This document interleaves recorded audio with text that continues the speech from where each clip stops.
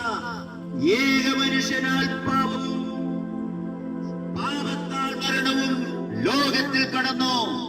ഇങ്ങനെ എല്ലാവരും പാപം ചെയ്തതുകൊണ്ട് പൊങ്ങി വരുന്നതായിരിക്കുന്ന പാപവികാരം അവനെ പാപത്തിലേക്ക് തള്ളിവിടുകയാണ്.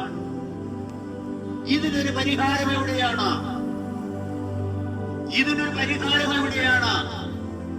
പാപക്ഷമ എനിക്ക് ആവശ്യമാണ്. ഇതാ ഞാൻ എന്നെ നിനക്ക് സമർപ്പിക്കുകയാണ്. എന്റെ ഹൃദയത്തെ ഞാൻ നിനക്ക് തരികയാണ്. വേറെ ഒന്നും ചെയ്യേണ്ട ആവശ്യമില്ല. ഇന്ന് ഞങ്ങളെ കേൾക്കുന്ന പ്രിയപ്പെട്ടവരെ, നിങ്ങൾ വേറെ അധ്വാനമൊന്നും ചെയ്യണ്ട. നമ്മളെ രക്ഷിക്കുവാനുള്ളത് നമ്മളല്ല പണിപ്പെടേണ്ടത്. നമുക്ക് വേണ്ടി ദൈവം ചെയ്തു കഴിഞ്ഞു. ഇനി നമ്മൾ ഒന്നും ചെയ്യണ്ട. ഒരു നേർച്ചയും കാഴ്ചയുമായിട്ട് ചെല്ലേണ്ട ആവശ്യമില്ല.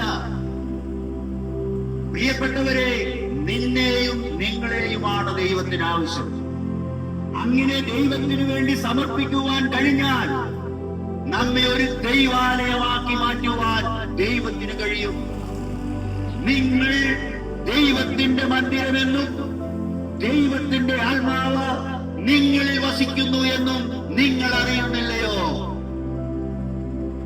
ദൈവം വസിക്കുന്ന ആലയം മനുഷ്യ മനസ്സാണ്. മനുഷ്യന്റെ ഹൃദയത്തിലാണ് ദൈവം വസിക്കുന്നത്. ഒരു കാലത്ത് ഞങ്ങളും വിശ്വസിച്ചിരുന്നത് അമ്പലത്തിലാണ്, മോസ്കിലാണ്, പള്ളിയിലാണ്. അവിടെയൊക്കെ ഞങ്ങള് തീർത്ഥാടനം നടത്തിയിട്ടുണ്ട്. ഈ ലോകത്ത് പുണ്യസ്ഥലം എന്ന് പറഞ്ഞ ഒരു സ്ഥലവുമില്ല. സ്വർഗത്തിലെ ദൈവം വസിക്കുന്ന പുണ്യസ്ഥലം മാറ്റം വരുത്തുവാനിടയാണ്. ഈ സന്തോഷമാണ് നിങ്ങളെ അറിയിക്കുവാൻ ഞങ്ങൾ കടപ്പെട്ടു. വിശ്വസിക്കുകയോ വിശ്വസിക്കാതിരിക്കുക നിങ്ങളുടെ ഇഷ്ടമാണ്. പക്ഷേ ഞങ്ങൾക്ക് കിട്ടിയ ഈ പരമമായ സന്തോഷം നിങ്ങൾ വിളിച്ചറിയുക എന്നുള്ളത് ഞങ്ങളുടെ ദൗത്യമാണ്. ആകയാൽ ഞങ്ങളെ കേട്ടിരിക്കുന്ന മാന്യമിത്രങ്ങളെ, ഈ യേശു ക്രിസ്തു പാപപരിഹാരകനായിട്ട് ലോകത്തിലേക്ക് കടന്നു വന്നു പാപപരിഹാരം വരുത്തിയിരിക്കുകയാണ്. ഇനി അവൻ വരും. ഇനി അവൻ വരാൻ പോവുകയാണ്. ആരെ തേടി? പാപം കൂടാതെ തന്നെ കാത്തു നിൽക്കുന്നവരുടെ പ്രത്യക്ഷതയ്ക്ക് വേണ്ടി.